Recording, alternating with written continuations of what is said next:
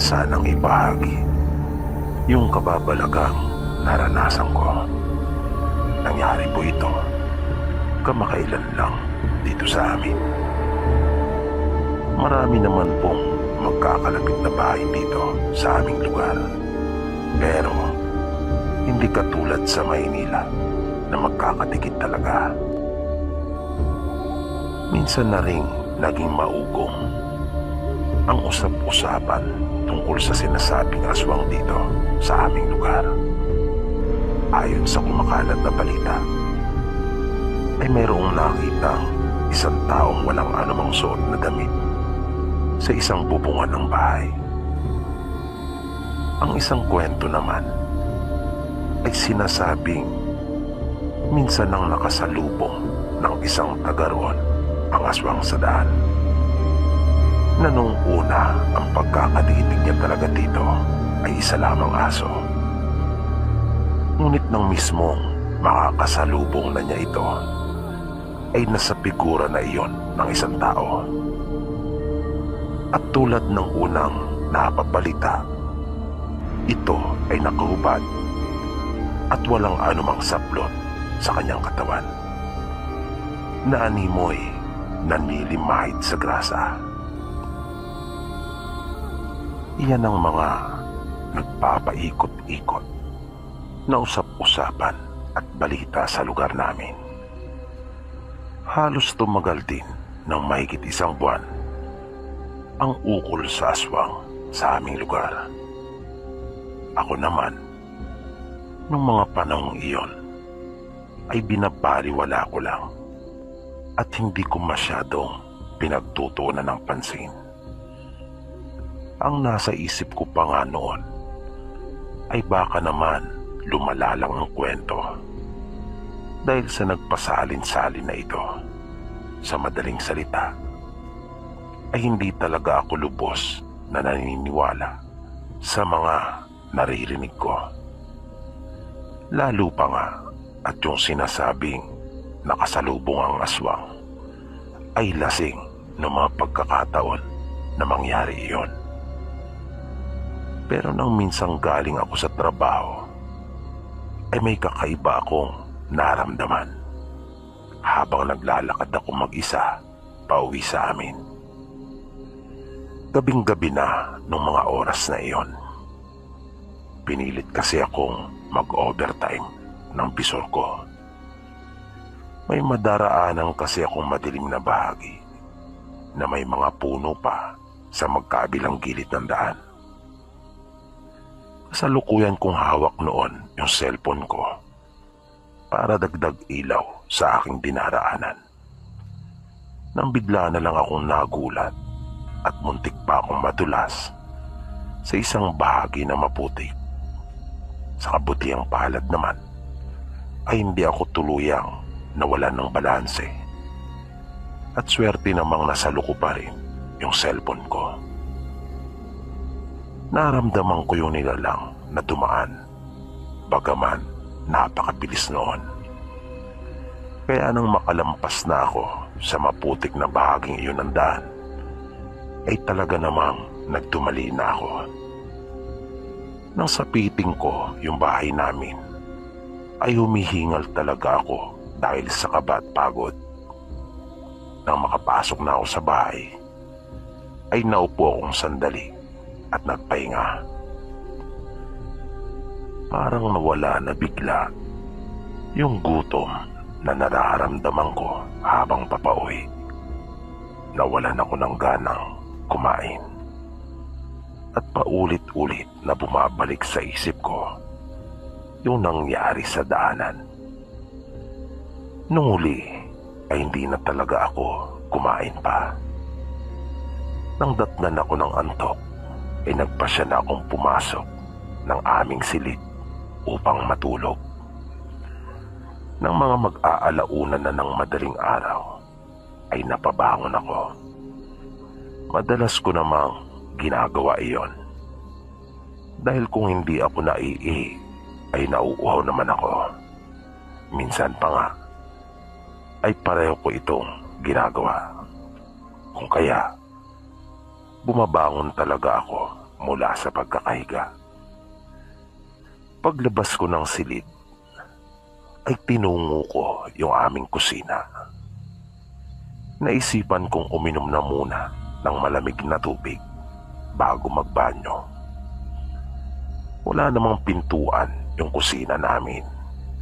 Tanging kortina lang ang pinakatakip ng maliit na pinto papunta roon. Nagdahan-dahan ako dahil sa ayaw kong magising ang mga anak at asawa ko. Ganon din yung biyanang kong babae. Lalo na at mababaw lang kung matulog ito, na kapag nagising ay siguradong hindi na makakatulog pang muli. Kaya naging maingat ako at iniwasan ko talagang lumikha ng anumang ingay. Paghawi ko sa kurtina ng kusina ay napasigaw talaga ako nang may matamaan akong matigas at medyo bilugan, na nang ibaling ko yung aking paningin doon ay nakita ko kung ano iyon. Ulo iyon ng isang aswang. Sa unang pagkakataon sa buong buhay ko ay nakakita ako ng aswang ng malapitan. Tao din ito at pamilyar pa nga sa akin. Basa ang buhok nito. Ang totoo ay hindi lamang ang buhok. Sa pagkakatingin ko sa kanya ay basa ang buong katawan nito. Ang kakaiba lang talaga sa kanya at masasabi kong hindi pangkaraniwan ay yung kanyang mga mata at nguso na nakadagdag talaga ng takot sa akin.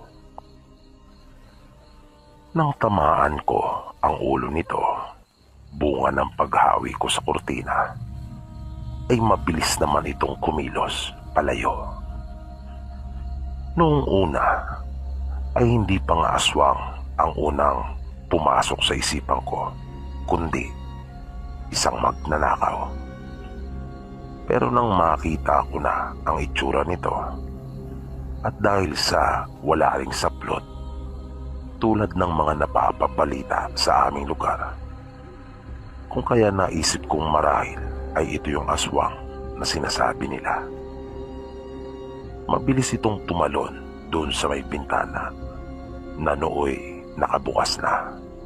Kung kaya hindi na ako nagtaka pa kung saan ito dumaan. Ang palaisipan na lang sa akin ng mga oras na iyon ay kung paano niya iyon nabuksan. Pero nung mga sandaling iyon ay hindi muna ang tungkol doon ang binigyan ko ng iba yung pansin. Sinigurado ko na munang ligtas na ang buong mag-anak ko sa nilalang na iyon na pumasok sa aming tahanan. At tulad ng inaasahan ay nagising na nga ang aking biyanan, ang asawa ko at ang panganay naming anak. Na mag-usisa sila ay kinuwento ko kung ano ang nangyari. Simula noon ay naging mas maingat pa kami. Sa kabutihang palad naman ay kusa na lang ring nawala ang bali-balita tungkol sa aswang na iyon. Ang hinala ko, marahil ay lumipat na rin ito ng ibang lugar. Naisip na rin niya marahil na masyado na siyang mainit doon sa aming lugar. Gabi-gabi kasi ay may mga nagpapatrolya ng mga tanod. Kung minsan pa nga ay may kasama pang mga pulis na rumoronda.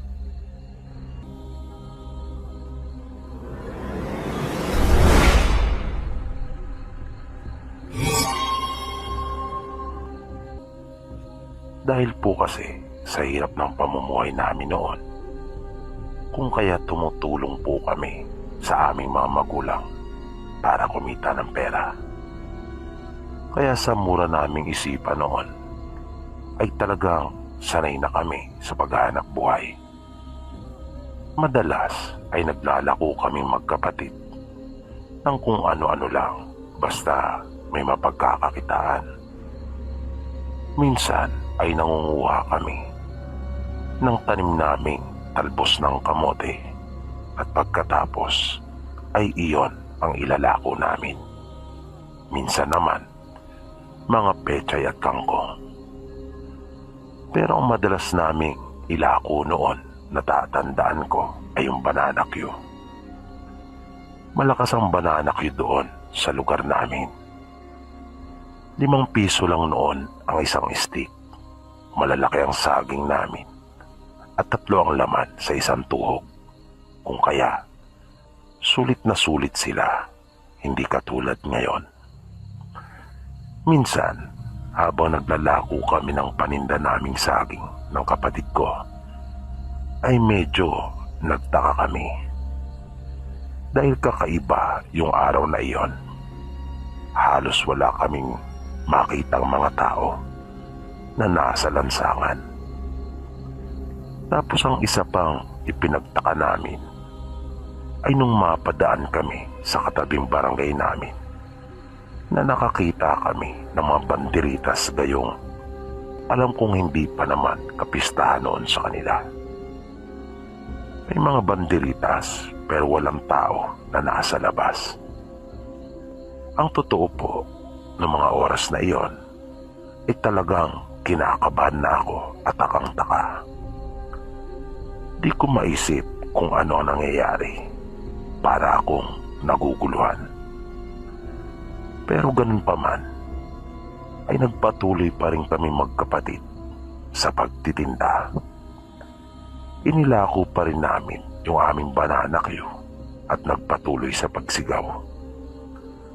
Noon lang namin naranasan iyon, na ilang oras na kaming naglalakad at sumisigaw, ay wala pa rin kaming benta. Dahil sa halos walang tao kaming makita na nasa labas.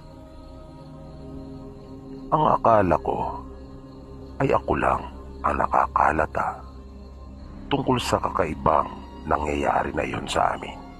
Pero ganon din pala ang kapatid ko.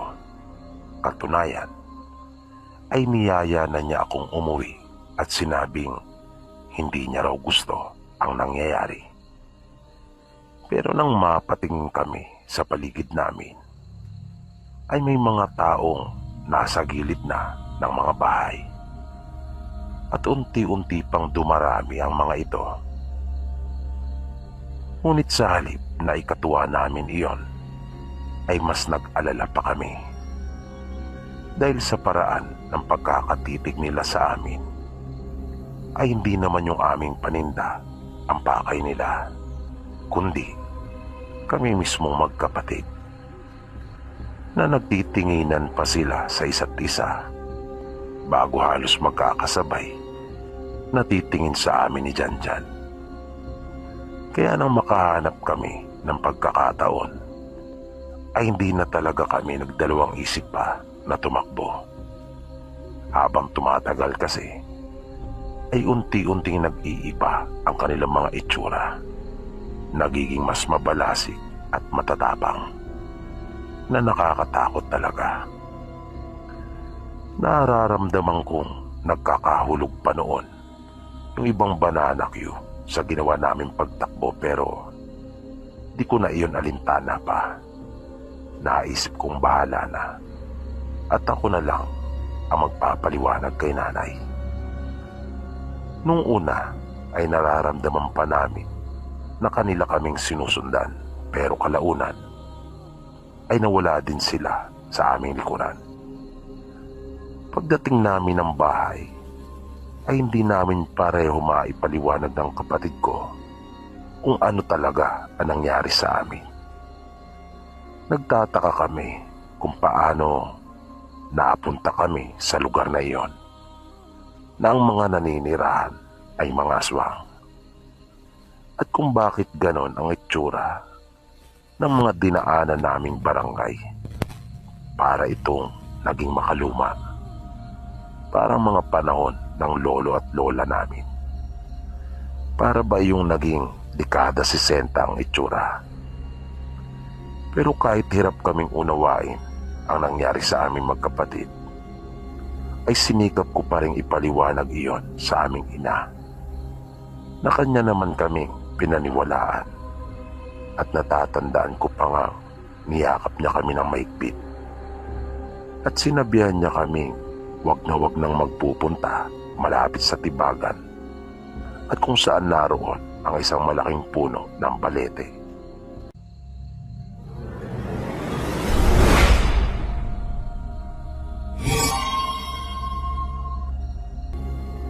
Isa po akong OFW. Nais ko lang po sanang ibahagi yung naging karanasan ko. Nangyari po ito nung minsan magbakasyon ako sa lugar ng nanay ko. Doon po sa Samar, taong 2016. Bali malapit po kasi ako sa mga kamag-anak niya, lalong-lalo na sa kanyang kapatid na si Lolo Manoy.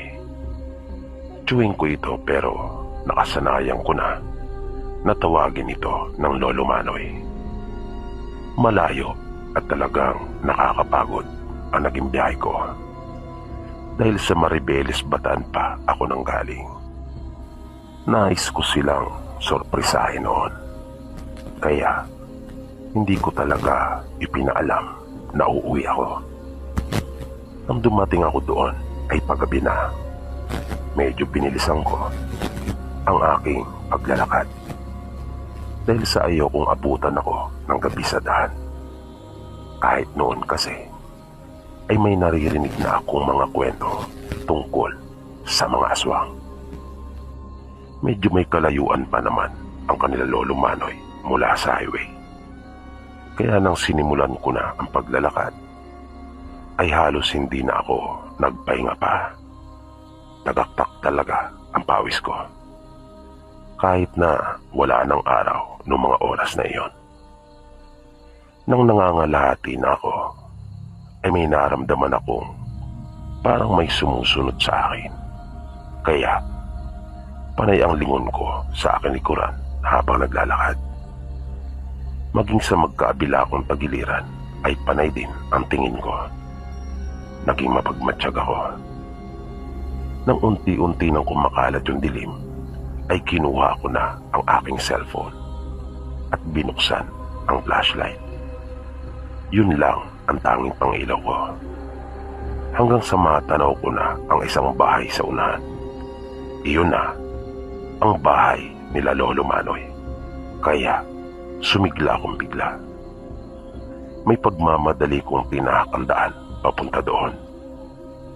Nang bigla na lang may humarang sa daraanan ko. Kaya nagulat talaga ako. At hindi ko na nagawang may hakbang pa ang aking mga paa. Isa iyong napakalaking baboy na kulay itim. Kung tutuusin, ay hindi naman talaga ako dapat na matakot.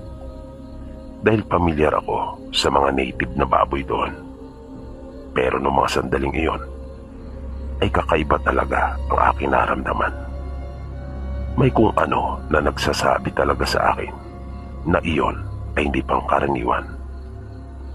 At tuminto pa ito mismo sa gitna ng daan at biglang tumingin sa akin. Idagdag pa na nagtatayuan din yung mga balahibo nito sa may gawing batok. At matindi ang paglalaway nito. Nanatili lang ako sa aking kinatatayuan noon, sir. Para kasing aatakihin ako nito kapag gumalaw pa ako. Kaya pinakiramdaman ko lang muna. Kahit na matinding takot na noon ang nararamdaman ko. Ngunit lubang di ko inaasahan ang mga sumunod na pangyayari. Nakarinig ako ng mga tunog. Hindi lang pala iisa ang baboy na iyon. At dahan-dahan silang natipon sa gitna ng daan. Na nakapagtatakang lahat ng mga ito ay sa akin nakatingin. Kung kaya, nung mismong puntong iyon, ay alam kong hindi talaga karaniwang baboy ang mga iyon. Sa sobrang takot na naramdaman ko, ay napapikit na lamang ako at napabulalas ng mga katagang Diyos ko. Ilang segundo ang lumipas nang mapansin kong wala namang nangyari na kung ano sa akin, ay dahan-dahan ko nang iminulat yung aking mga mata. At nagtaka ako kung saan na nagpunta ang mga ito. Wala na sila. Pero hindi ko man lang namalayan ang kanilang pag-alis. Hindi man lang ako nakarinig ng anumang ingay o kahit kaunting kaluskos. Nanatili pa ako ng ilang sandali sa aking kinatatayuan at nagpasalamat dahil sa walang nangyaring masama sa akin. Nang magpatuloy na ako sa paglalakad, ay mabilis ko nang tinahak yung daan.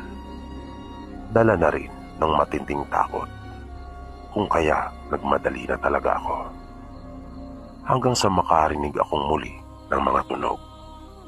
Sa pagkakataong iyon naman, ay malinaw sa akin kung sa anong uri ng hayop nagmumula yung tunog na iyon. At di nga ako nagkamali. Pagkat humarang naman sa daraanan ko ay isang malaking aso na kulay itim din. Na tulad sa baboy ay namumula rin ang mga mata nito at nakataas din ang mga balahibo sa gawin nitong batok. Na matindi rin ang paglalaway nito. Humarang ito sa daraanan ko na nakaangil. Ilang sandali pa ay biglang dumating isa-isa yung mga baboy. Kung kaya, nagsimula na namang kumabog yung dibdib ko. Nung mga sandaling iyon ay parang nawalan na ako ng pag-asa. Naisip kong marahil ay mapapahamak na ako nung oras na iyon. Hindi ko matagalan yung pagtitig sa kanila. Tuluyan na akong binalot ng matinding takot. Gusto ko noong sumigaw para humingi ng tulong, pero walang lumalabas na boses sa bibig ko.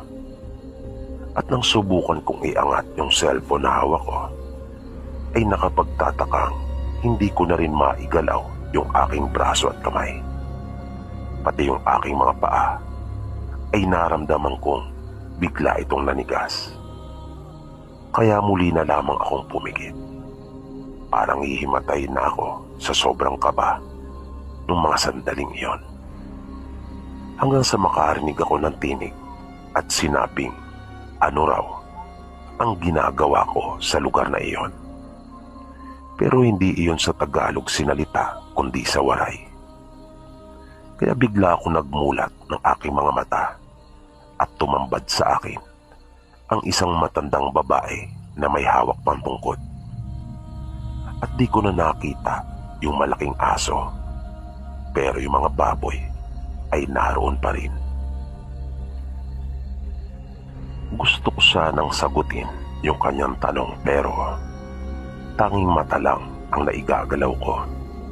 Wala pa ring boses na lumalabas sa akin.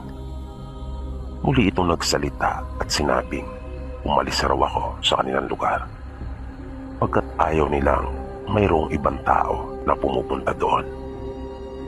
Nang marinig ko iyon ay napaisip ako, pagkat ang buong akala ko ay iyon na yung bahay nila Lolo Manoy. Pero lumalabas, base na rin sa mga sinasabi ng matanda, ay hindi pala iyon.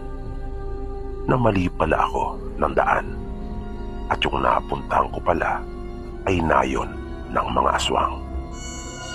Bilang panghuli ay sinabi pa sa akin ng matanda na bumalik na ako kung ayaw kong tuluyang makatay nila.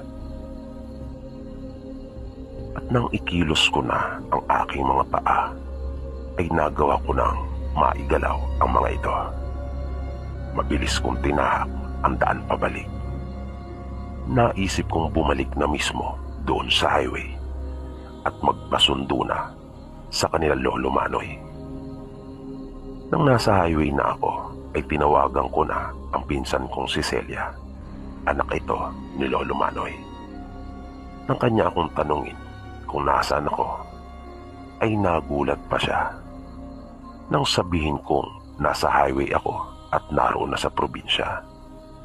Kaya kahit paano ay nagawa ko pa rin namang masurpresa sila. Narinig kong pati si Lolo Manoy ay nagulat nang malamang umuwi ako.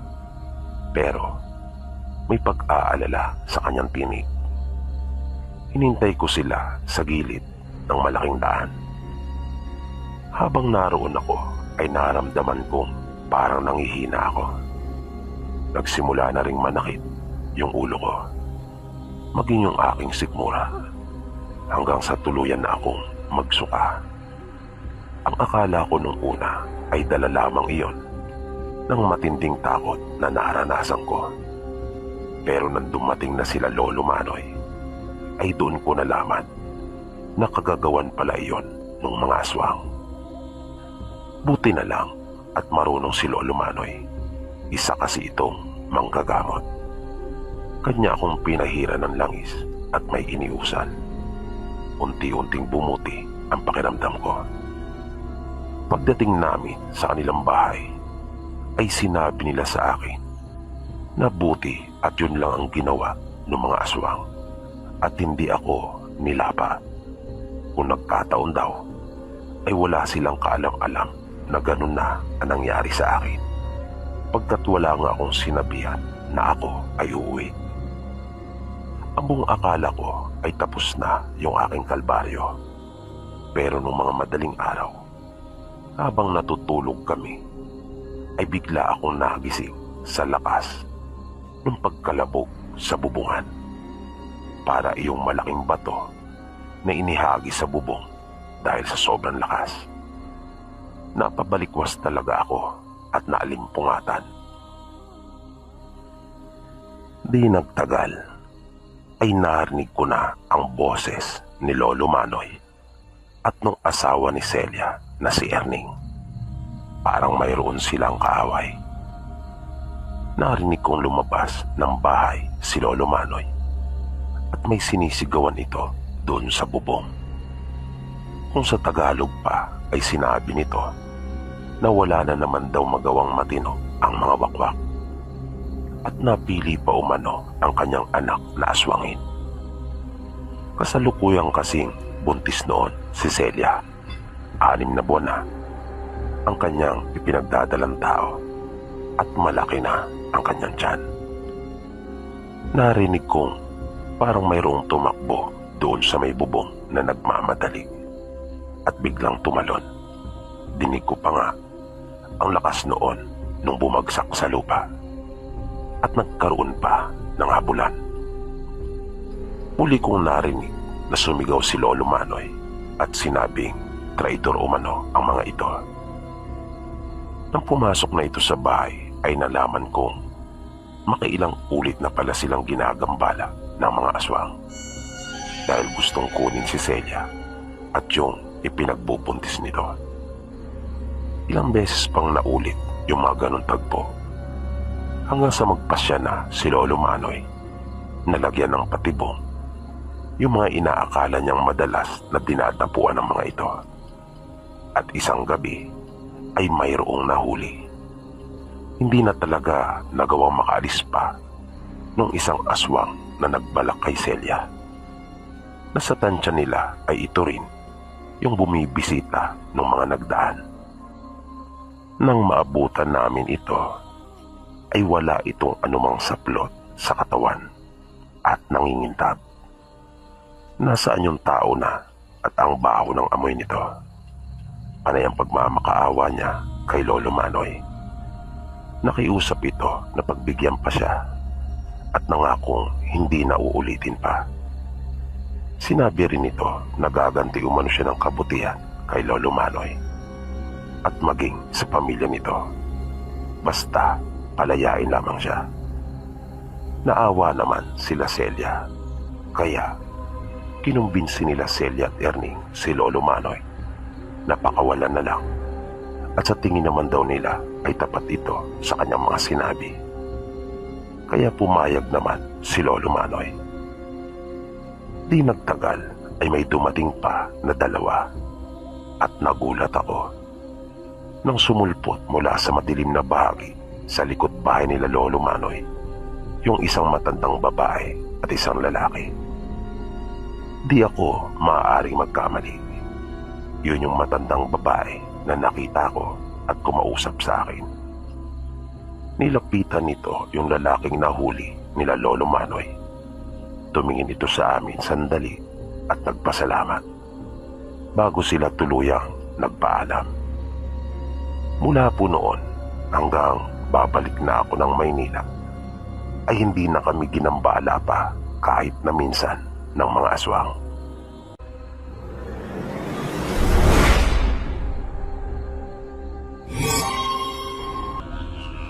Nais ko lang ibahagi yung naging karanasan ng Lolo Juanito ko. Naganap po ito sa kanilang probinsya. Ilang dekada na po ang nakakaraan. Ayon po sa kanya, bata pa lang ay nakaranas na siya ng kababalagan sa kanyang buhay. 9 na taong gulang siya noon nang mahulog sa puno ng bayabas. Natagpuan siya ng kanyang ama sa paanan ng nasabing puno na wala ng malay. Dinala siya nito sa kanilang bahay at doon ay nagtaka sila nang wala na siyang pulso at napansing hindi na rin humihinga. Napaluha na kaagad ang nanay ni Juanito. Kaya mabilis na tumakbo ang kanyang ama sa isang manggagamot at hiningi ang tulong nito. Dahil sa hindi sila makapaniwala na ikamamatay ni Juanito yung pagkahulog na iyon dahil sa mababa lang yung puno. Nang dumating ang manggagamot sa kanilang bahay na kasama ng kanyang ama, pagpasok pa lang nito sa kanila ay may naramdaman na kaagad itong kakaibang presensya. Sinabi ng manggagamot sa tatay ni Juanito na may elementong nasa likod ng mga nangyayari sa kanilang anak. Inilabas nito ang mga dahon at iba pang mga gamit mula sa kanyang lalagyan at sinimulan na niya ang kanyang seremonya. Nakita nilang nagsimula ng umusal yung matandang manggagamot. Pinagpawisan nito ng gusto hanggang sa marinig nilang tila mayroon na itong kinakausap na hindi nga nagtagal ay nagulat sila nang bigla na lamang magsalita si Juanito. Sinabi ng manggagamot sa kausap nito na kanya nang pakawalan si Juanito at ibalik na sa kanyang mga magulang. Pero matapang yung tinig. Nagmatigas ito at sinabing kanila na umanong itapon ang katawan ni Juanito sapagkat hindi na raw nila mapapakinabangan pa. Na dahil doon ay napamura ang tatay ni Juanito sa sobrang galit at kanya pang binalaan ang nilalang na gagawin ang lahat makapagiganti lang sa kanya. Sinabi pa ng tatay ni Juanito na kanyang hahanapin kung saan ito naninirahan at kanyang susunugin ang bahay nito na idadamay lahat ng mga mahal niya sa buhay. Nabiglang narinig nila ang malakas na pagtawa ng nilalang. Nakakainsulto iyon at hinamon pa ang tatay ni Juanito at sinabing subukan daw niya.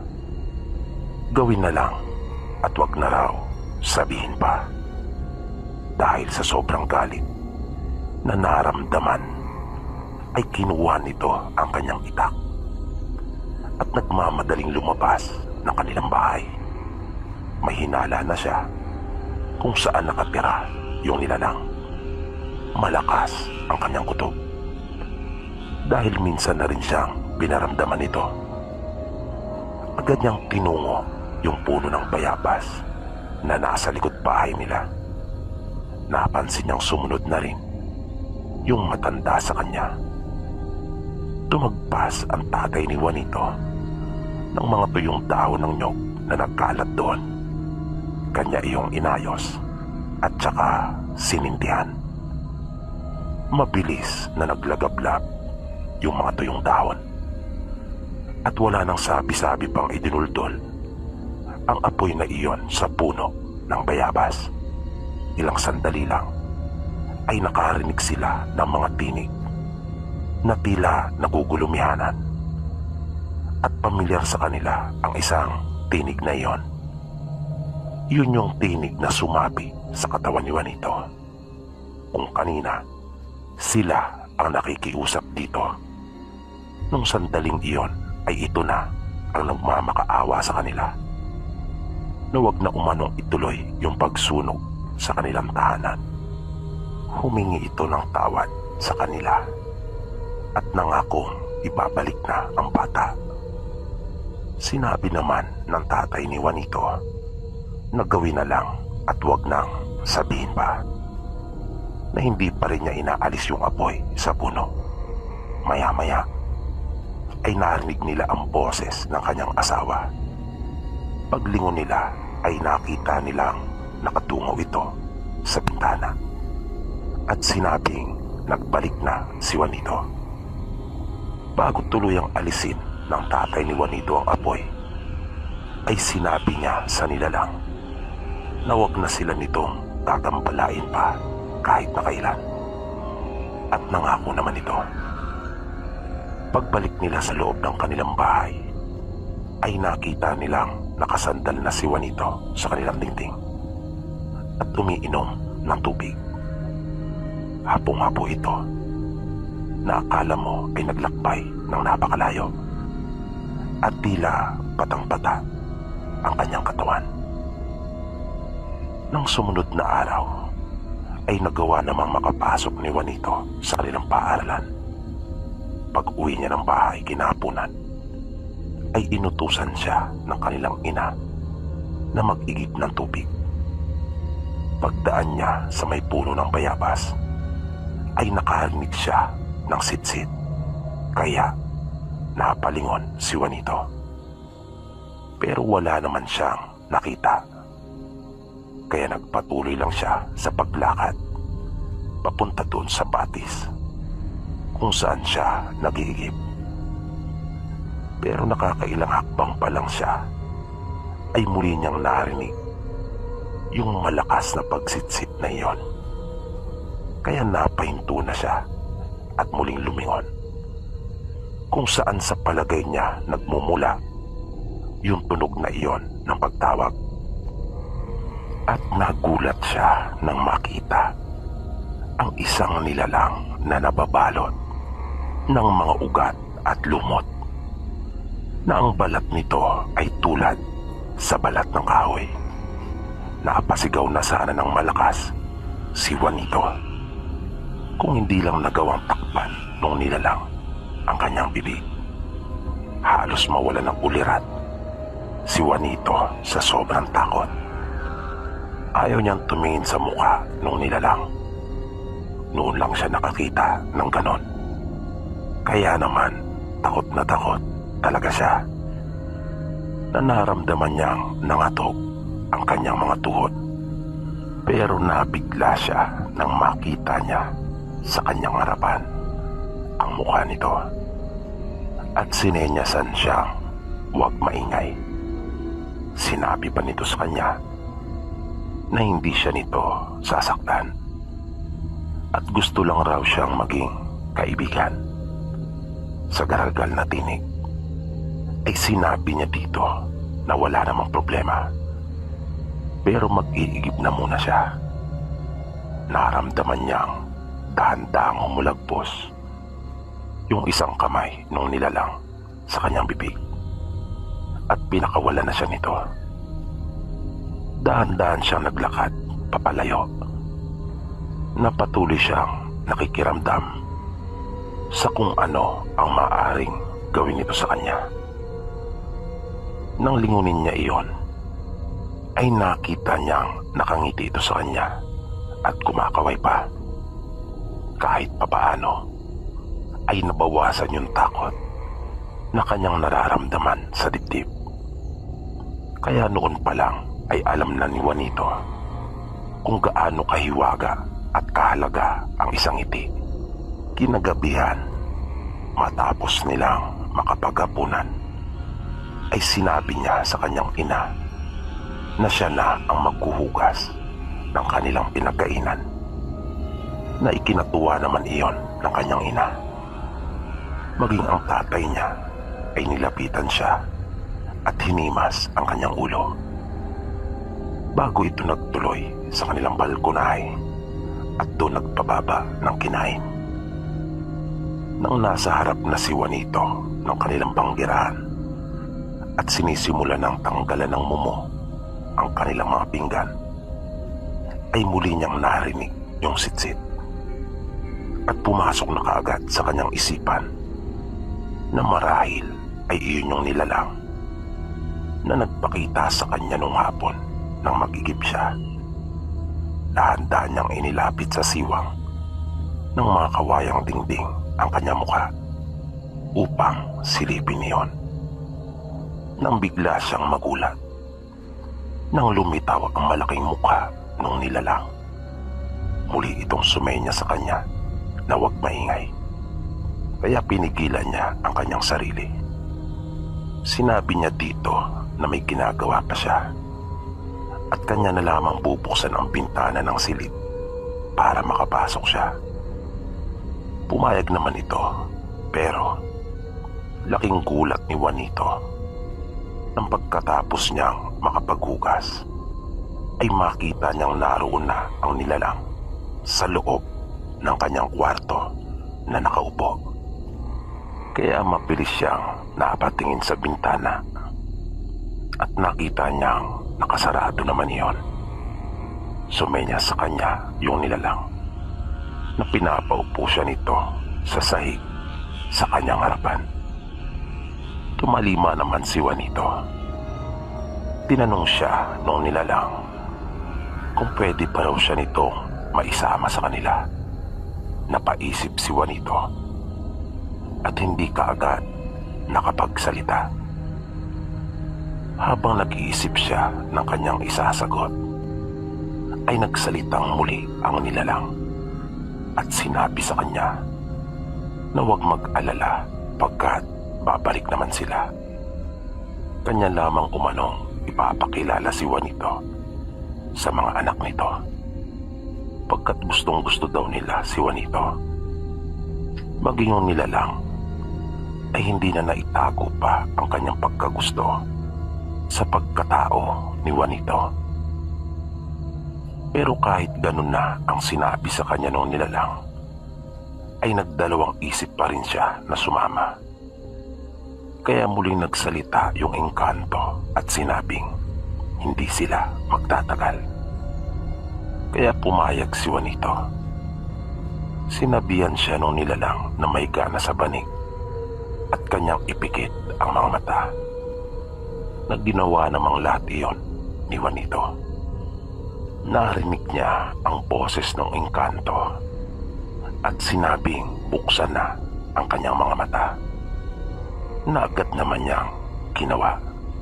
Nagulat siya nang mag-iba na bigla ang kanyang paligid.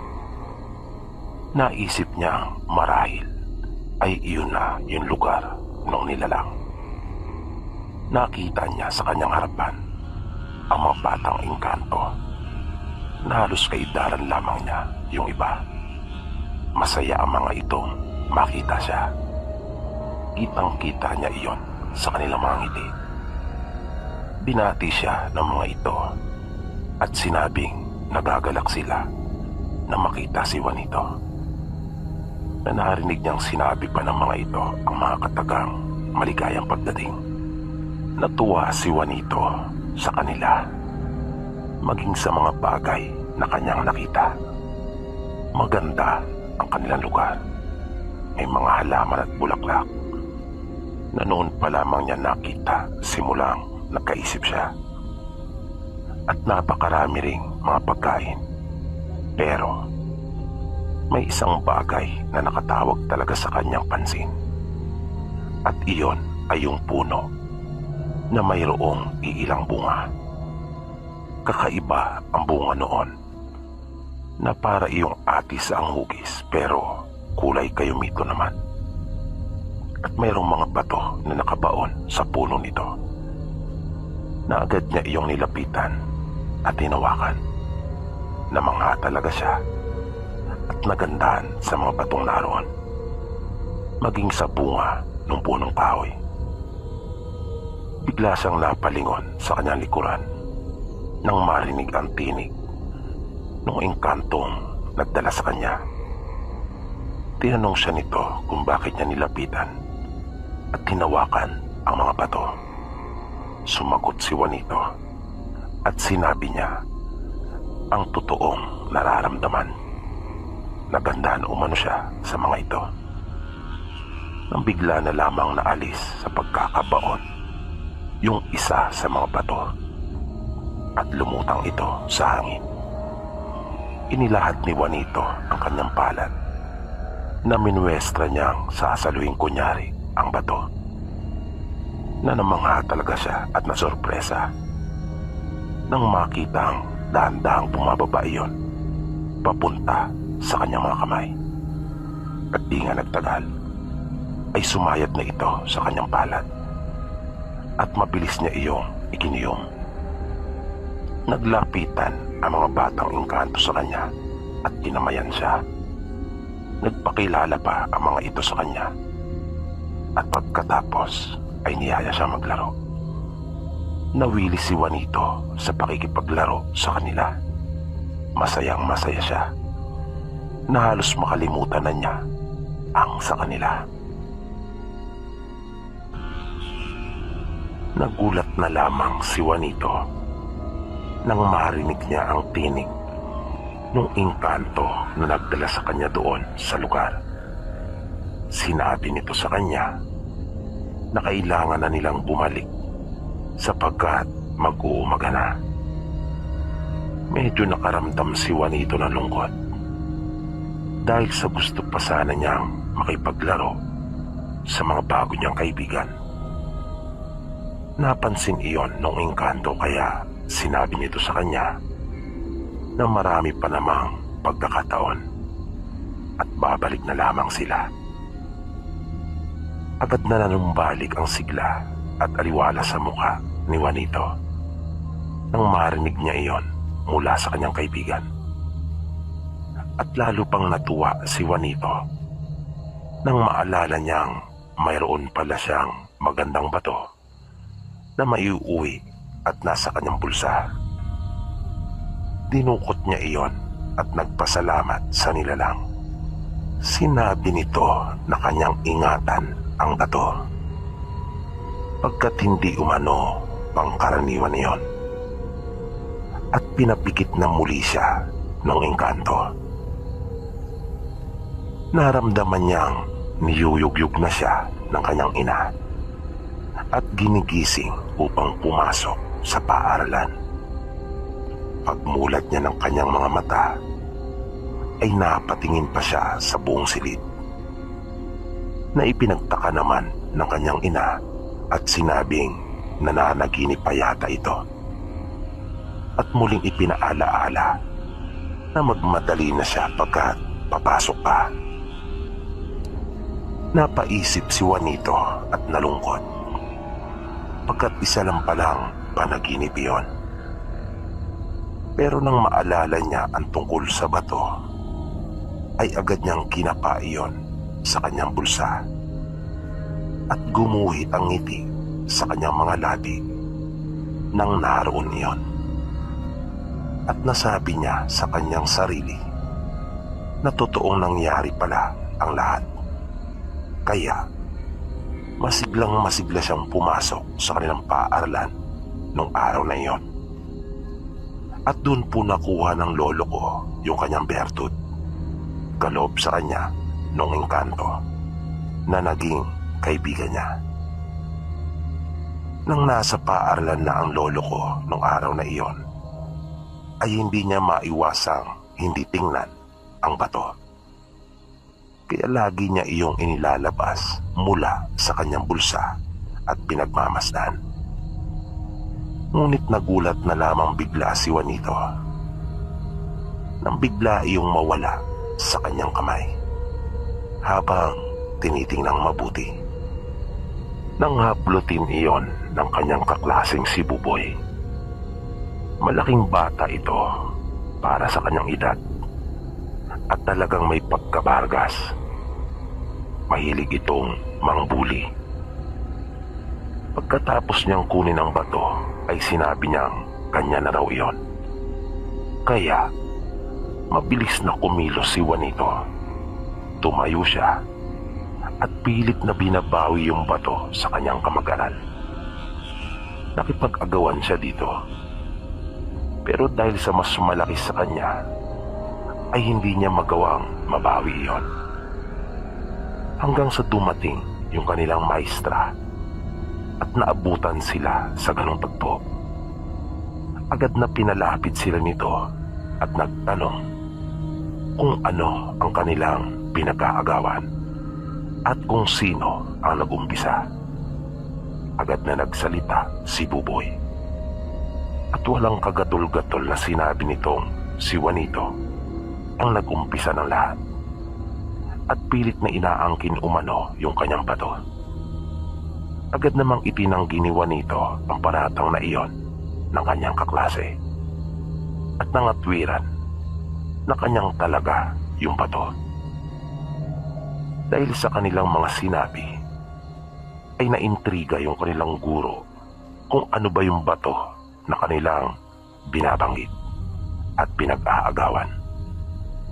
Kaya inutusan nito si Buboy na ilahad ang palad pagkat gusto niyang makita yung bato na kanilang sinasabi.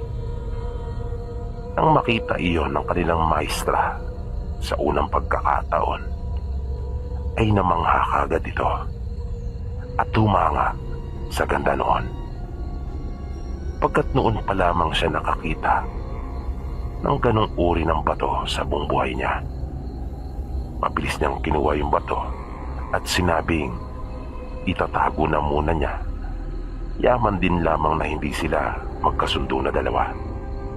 Dagdag pa nito ay hindi niya iyon ibibigay sa kanino man sa kanila, maliban na lang na dali nila ang kanilang magulang. Nagkatinginan sila Juanito at Buboy sa isa't isa, pagkat pareho nilang ayaw na mapatawag ang kanilang mga magulang sa paaralan nang dahil sa may ginawa silang kabalbalan. Nalungkot si Juanito. Nakatungo siyang bumalik sa kanyang upuan, habang si Buboy naman ay ngingiti-ngiti pa ng nakakainsulto ng kanya itong masulyaban. Hanggang sa mag-uwian sila, ay nanatili lamang na walang imik si Juanito sa kanyang upuan. Hindi niya matanggap na sa isang iglap ay nawala lang ng ganong kadali yung kanyang bato na itinuturing niyang regalo mula sa kanyang kaibigang engkanto. Lalo pa siyang nalungkot nang maalala ang sinabi ng kanyang kaibigan na ingatang mabuti ang bato. Nang lumabas na sila mula sa kanilang silid-aralan, ay nagmamadaling nilisan ni Juanito yung kanilang paaralan. Lakad-takbo ang kanyang ginawa upang mabilis na makauwi sa kanila. Masamang-masama ang kanyang loob. Nakaramdam pa siya noon ng matinding galit kay Buboy. Gusto niya itong saktan, ngunit paano? Naitanong niya sa kanyang sarili. Dahil sa ang laki talaga nito kumpara sa kanya, na kanya nga lang sinubukang buklatin ang kamay nito upang makuha ang bato nung nag-aagawan sila, ay hindi na niya nagawa. Ang saktan pa kaya, naisip ni Juanito. Pagdating niya sa kanilang bahay, ay agad na napansin ng kanyang ina ang kanyang pananamlay. Kaya tinanong siya nito kung ano ang problema at kung may sakit ba siya. Magalang naman siyang sumagot sa kanyang ina at sinabing wala. Pagkalapag ng kanyang bag ay agad na dumiretso siya sa kusina at kinuha ang galon upang magigib. Nang papunta na siya sa balon, ay biglang narinig niya ang isang sitsit nang matapat siya sa puno ng bayabas.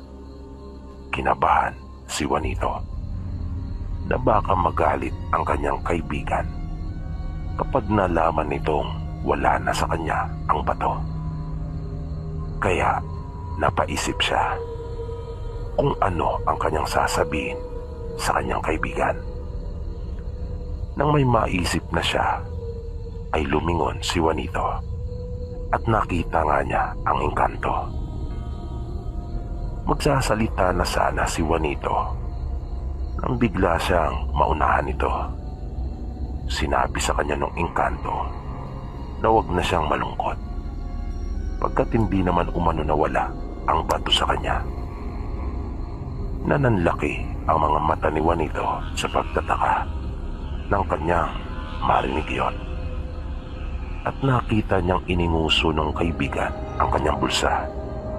Nagmamadali niyang kinapa iyon at lumuwang na bigla ang kanyang bibig sa kasiyahan nang maramdaman nga niyang naroon ang bato. Nagtatakang nagtanong si Juanito sa kanyang kaibigan kung paanong nangyari yon. Paanong nabalik sa kanya ang bato? Gayong kitang-kita niyang ginawa iyon ng kanilang maestra mula kay Buboy. Muling ipinaalaala ng engkanto kay Juanito ang sinabi niya tungkol sa bato na iyon ay hindi pangkaraniwan, at ipinaliwanag nito na dahil siya na ang nagmamay-ari ng bato, kung kaya walang sino man ang maaaring makakuha pa noon, maliban na lang kung may angkin ding kakayahan. Muling nagtanong si Juanito sa kanyang kaibigan kung paano ba raw naging hindi pangkaraniwan ang bato. Ano raw ba ang mga maaaring gamit nito? Sinabi ng engkanto sa kanya na hindi naman ito maaaring panghilot dahil sa maliit. Nanatawa naman si Juanito nang maintindihan na nagbibiro ang kanyang kaibigan. Kanya na lamang umanong malalaman pagdating ng taktang panahon pagpapatuloy nito. Tumango naman si Juanito, palatandaang kanyang naunawaan ang sinabi nung engkanto sa kanya. Nagpaalam na muna siya dito at sinabing siya ay mag-iigib pa. Inimas ng kaibigan ang kanyang ulo at agad na itong naglaho. Pagbalik ni Juanito ng bahay, habang kanyang isinasali ng inigib na tubig sa kanilang banga, ay siya naman pagdating ng kanyang ama. Putil-putil ang pawis nito at namumutla ang mga labi, na nang makita ng kanyang ina ay agad itong nag-alala at tinanong kung ano ang nangyari sa kanya. Dumiretso sila sa kanilang silid at nahiga ang kanyang tatay doon. Inutusan siya ng kanyang ina na magpainit ng tubig. Habang nasa harapan si Juanito ng kanilang lutuan, ay bigla niyang naramdaman na tila uminit yung kanyang hita. Kaya agad niyang kinuha yung bato. Hindi naman niya maunawaan kung bakit umiinit iyon ng ganon. Nang kumulo na ang tubig, ay narinig niya ang kanyang ina na inutusan siyang isalin sa plangganita at kumuha ng bimpo. Haluan din raw niya ng malamig na tubig yung mainit. Kaya ibinalik na niyang muli yung bato sa kanyang bulsa at mabilis na tumalima si Juanito. Samantala, mas uminit pa yung bato, kung kaya napilitan siyang gamitin ang bimbo upang ipanghawak doon. At kanya iyong inilabas na muli mula sa kanyang bulsa. Muli niyang narinig ang kanyang ina at ipinadadala na sa kanya yung mga iniutos nito. Paglapag niya ng plangganitang may maligamgam na tubig, ay nakita niyang pawis na pawis ang kanyang ama na nagbubutil-butil iyon sa kanyang noo. Kaya kanyang pinunasan ng hawak na bimpo na kasalukuyang pang naroon ang bato. At nagtaka ang kanyang ina at napapulalas nang makita nitong umaliwalas na bigla ang mukha ng kanyang ama at tila nawala sa isang iglap kung anuman ang dinaramdam nito kani-kanina lang. Pinagmasdan rin ni Juanito ang kanyang ama at nakita nga niyang bumuti na ang kalagayan nito. Napaisip na kaagad si Juanito at nasabi sa sariling marahil ang isa sa kahalagahan ng bato ay nakakapagpagaling ito. Kaya natuwa si Juanito pagkat naisip niya marami siyang matutulungang tao. Nang sumunod na araw, pagpasok pa lang ni Juanito sa kanyang silid-aralan, ay napansin niya kaagad na tila mainit ang ulo ng kanilang maestra. Ang lakas ng boses nito at inuutusan ng kanyang mga kamag-aral na hanapin yung bato. Pabulyaw pa nitong tinanong si Buboy kung kanya ba raw kinuha iyon. Pagkat nang tingnan niya sa kanyang bag pagdating sa bahay noong nagdaang gabi, ay wala na raw iyon. Mabilis namang sumagot si Buboy at sinabing hindi. Sunod naman na tinanong ng kanilang guro si Juanito. Kinabahan siya pagkat nasa kanyang bulsa iyon.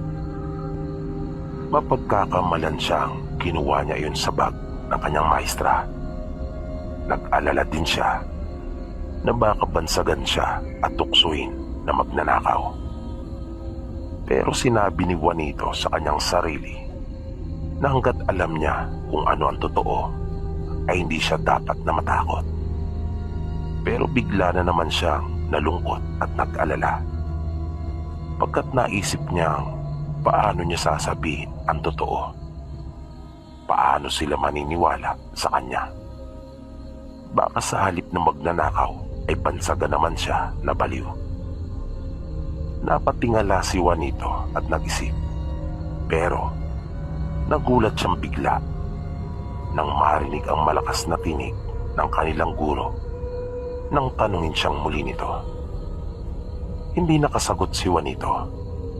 Naramdaman na lamang niyang biglang hinawakan ng kanyang guro ang magkabila niyang bulsa. Napapikit na lamang si Juanito sa sobrang pag-aalala. Ngunit nagulat siya. Wala siyang naramdamang bato sa magkabila niyang bulsa. Kaya sinabi niya sa kanilang guro na hindi niya iyong kinuha.